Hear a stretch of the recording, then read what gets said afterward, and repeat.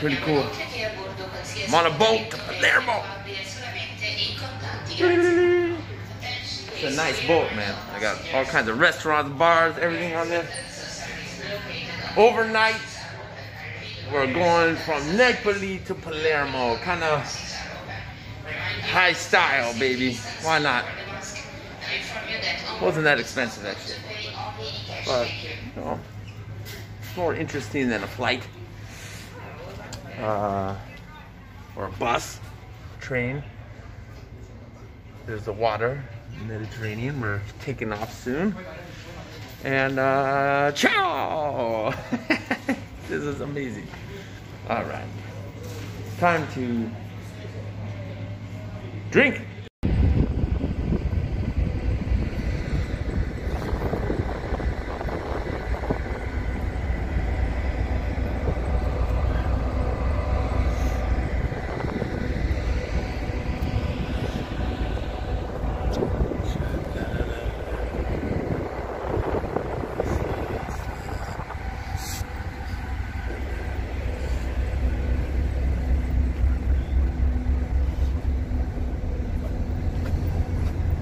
Boat life.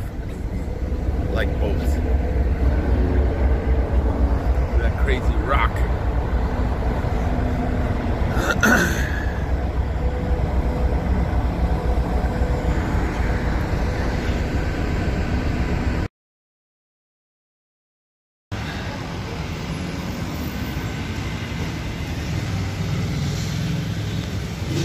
New location. Sicily, Palermo. Whoa. Balcony, baby. It's a nice opera house. Eee. All right, in this park, this guy's name was Pietro Gullo. And that's Vanessa's family's surname from here, and his head fell off. 1912, it says. Something about defiendo la sua bandiera incontro. Wonder who he was. Cool. Maybe someone didn't like him. Cut his head off. Ay, ay, ay. That's not very nice. Look at this place.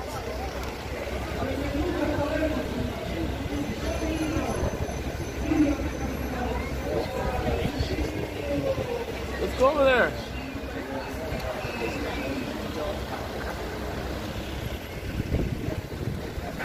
Oy, ay, ay.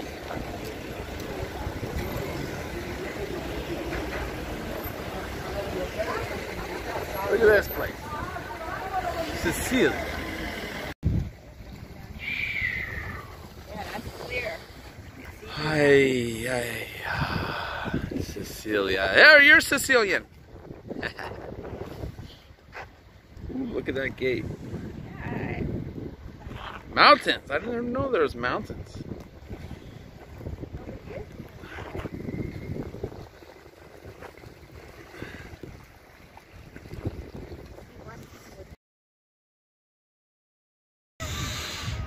Here we go again on some huge mountain. Oh, sneaky secret of Sicily and Palermo. There's literally mountains everywhere. Like rocks jutting out. You know, when people talk about it, they don't really talk about that. Look, on this side too. Little hills.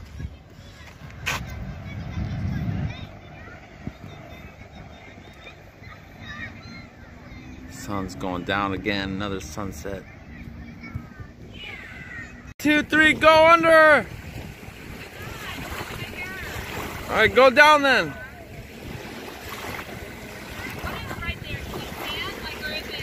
Yeah, you just swim over it. It's like little algae schmutz on the sand. 1, 2, 3, go! The local Sicilian bis nonna.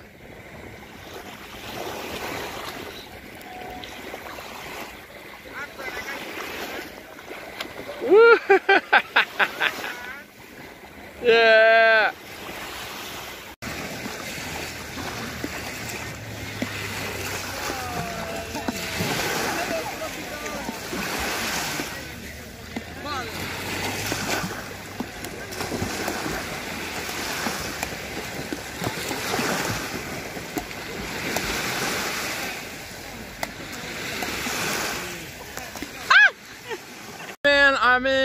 this water again. We were supposed to walk somewhere, but I saw this cloudless day and this clear water, and I know it's hard to see the fishes. No, I wish I had goggles. You got good photos. Yeah, what do you think about the sea? They're up there more at the shore. Your favorite beach ever, anywhere? It's tough to beat this. It's really calm water. It's really The other day it was nice place. today, Ah, bellissimo mare. Bello. up here, I can help you take pictures. All right. Distasteful. Rest in peace to the dead. There's 8,000 bodies in this place. Look at this guy. They dug up a graveyard. Look at these guys. And it really gets the... Well, a lot of them were embalmed. Oh, children. Priests are in their clothes. 1500s and 1800s. Trying to be respectful here. I just wanted to show how interesting this is. There's a child. Rest in peace. It really makes you appreciate life, man. This poor girl, 100 years ago, died embalmed. Looks like she's sleeping. Filled with bodies in here. Oh, it's creepy. All right, so welcome to the ground level of Palermo. This is basically where city started. We're about to talk about some history. We got some time travelers walking by. I like that. So basically, for all of the history we're going to be talking about here, there was a fortress here guarding the ancient port. These are different layers of history, from the Phoenicians to the Carthaginians, maybe the Greeks using it. The Romans built something here. The Arabs definitely had a fortress here. Later medieval people like them had a castle here, and it was built up several times over. Normans built stuff here. So it's just a microcosm of the history we're going to talk about. But the reason that was built here and the time travelers are walking through is because over here is the ancient port. Why and how the city of Palermo began. It's really beautiful. We got the rocks all around. The mountains ringed. It's like a little valley. This huge mountain over there looks over every single direction. You know, there's a vantage point from high up in the mountain.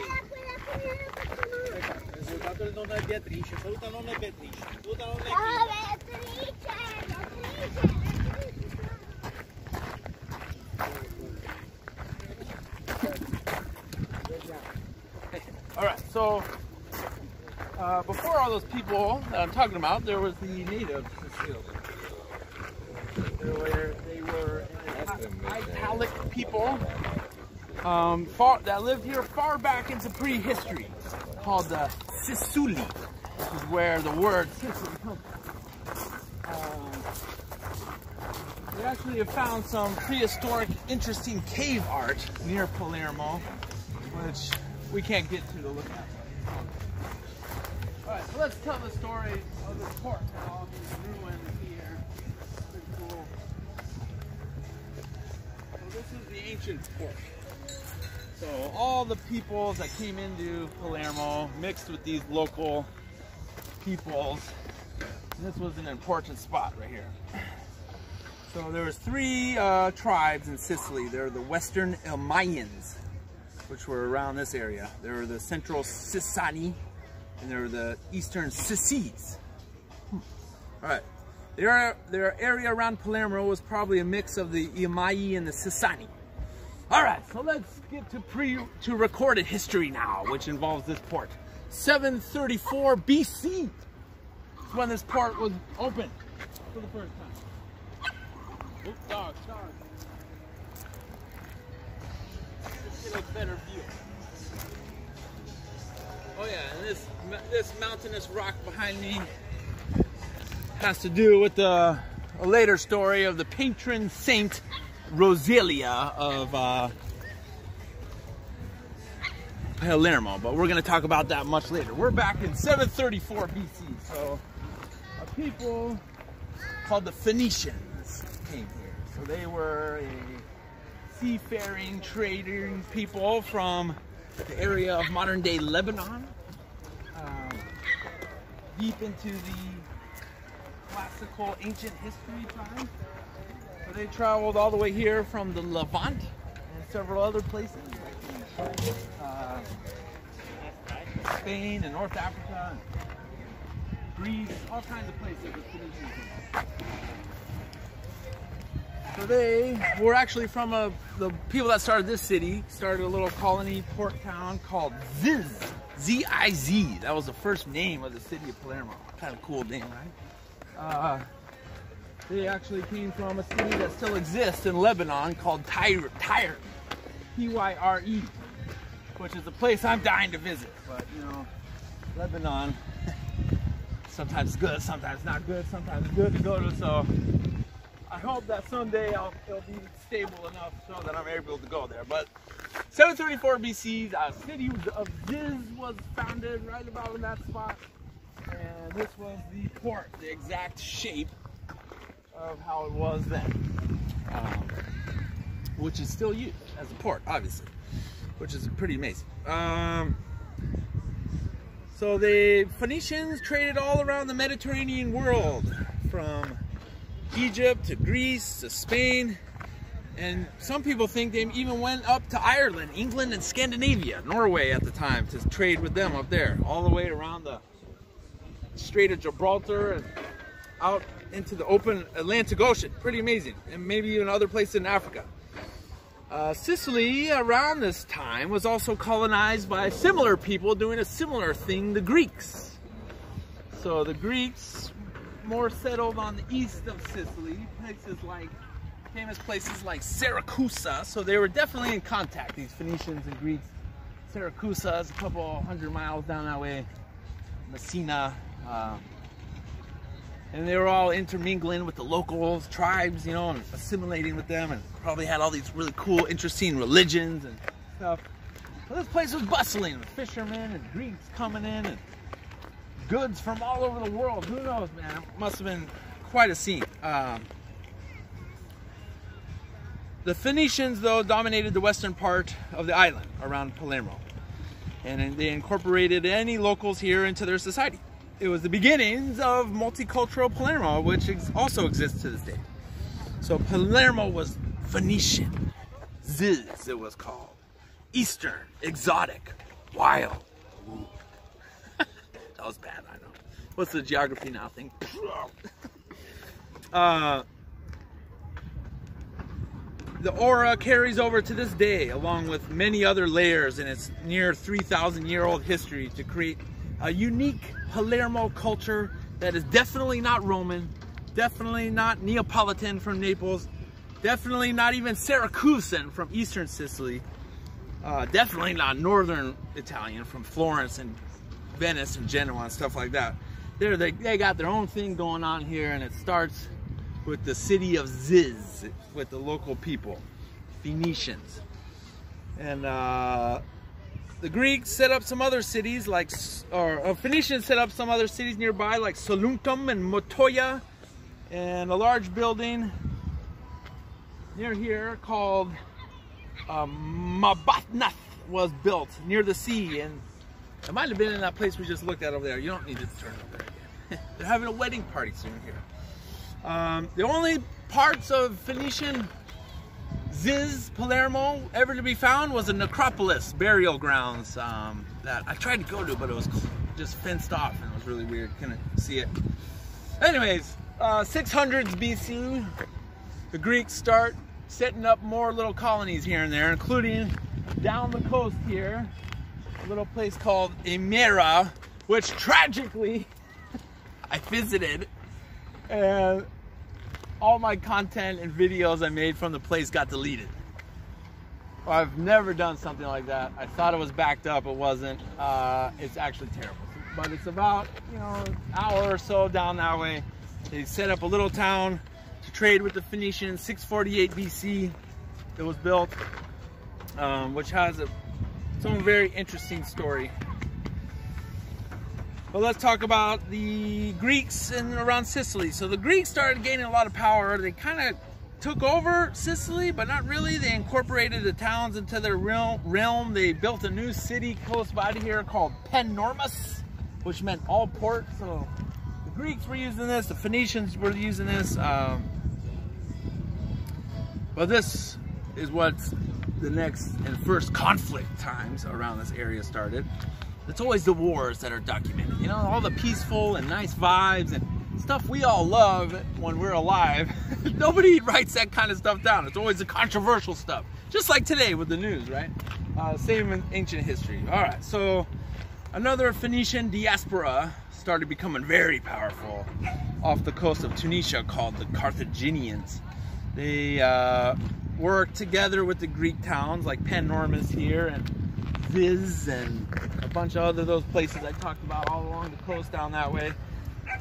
They worked together and they traded. Carthaginian coins have been found in places underneath Palermo. Palermo was a bustling port town with Phoenician, Greek, Carthaginian descent all mixing and mingling together, and local people. The Greek city was separated into two areas, the old and new town, similar to how Greek Napoli was built, which was called Neapolis, also named New Town. They were connected even back then to Napoli, actually, which is right off the sea that way. We came here on a boat from Napoli, which is cool. They were riding boats back and forth from there all the way to that time. The city was part of Magna Greca, which was a thriving southern Italian Greeks run. Oh, there comes the bride. A Greek-run alliance of city-states, kind of, that helped each other with protection.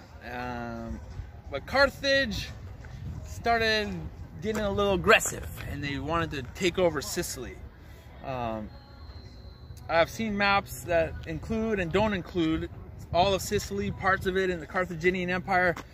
It's really confusing. But what I recorded and talked about in this ruins of a city, Imira, something really crazy happened. So Carthage took over Palermo. They took control of it, even though Greeks were still allowed to live here, whatever. But they wanted to take over Imira. So a bunch of Carthaginian ships took off from here and North Africa. They met up. A huge battle happened down there, and the Greeks that were living there called their brothers in Syracuse and another place for help. They came in, and they had, oh, there's an old boat pulling in. That's pretty cool. They came in, though, in this place. Actually, here, let's cut to this place. I have a little footage that wasn't lost, just to see what it's like. Boom. We were coming up on it. There's some ancient ruins. 600s BC. We walked here from the train station. Beautiful valley area. I would say, man, ancient ruins is my favorite thing. Over 1,000 years old. Dope. Over 2,000 years old. Awesome. I love finding stuff like that. If it's crumbled apart, that's fine.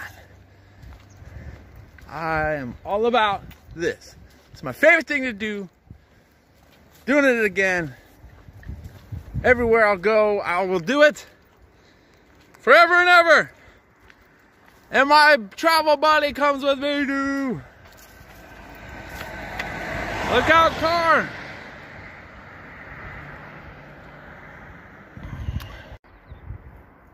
Colonial Greca, Hamiria, which is a Greek colony.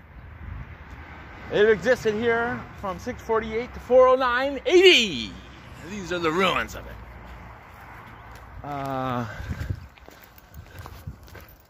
Why the abrupt ending? Well, it was destroyed and sacked. But we'll get into that in a second. Let's go check it out. These were some of the warriors that died there. Look at the nice teeth. Had all his teeth.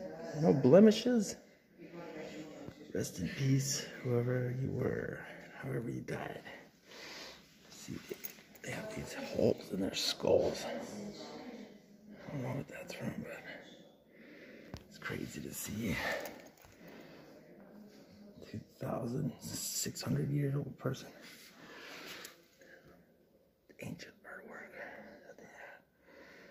Incredible. The Greeks were very interesting, intrepid travelers all over Sicily. 3 skulls. This one, very good shape for dying such a long time ago. Those teeth. All right, so you saw it. What that was the ruins of a temple of victory. So what happened was Carthage tried to attack the city. Syracuse backed them up. And the Carthaginians, with an ingenious plan of the Greeks coming in from the mountains and attacking them at night, slaughtered 20,000 Carthaginians. And they were pushed out, never to return again, they thought. So a big temple, which ruins you saw, was built to victory, to worship the Athena and all the gods and goddesses of Greece inside there, for giving them victory to save their town. But Carthage came back, and I think the first attack was 409 or 478 BC, and then the second one was 409 BC. So a couple of generations, or a couple decades later, a couple generations later, they didn't forget that embarrassing loss, and they sacked the city and slaughtered all of its inhabitants. And let's go check out a very intact skull, some footage that didn't get lost, that was found in this mass grave burial site in this place. All right, so you saw what happened there in Imera. So the Greeks were forced to submit pretty much in the western part of Sicily here. Syracuse, they kind of held on. You saw what happened to the Greek people that resisted. But, you know, if you joined with Carthage, you were spared your life. It was a brutal time, man, in the BCs back then. It seemed like life was real cheap. I think the Carthaginians had some crazy, even sacrifice part of their religion, which was happened a lot in history. I just don't get human sacrifice. I don't know. I don't see why that would be a thing. It happened all over the world. Anyways, one more thing with the Greeks, a tyrant king from Syracuse tried to scourge the influence of the Carthaginians, and he had several battles and built some fortifications around here and around the island, and he waged some battles, but this was actually more in the east, and it didn't succeed. I don't know why they call them a tyrant king, but that's in the east. It's not around here. Regardless, this port, for all the changing of hands, existed from this beginning story till now. And let's hear about the story. That's the city that sprang out from this port right here. Pretty cool.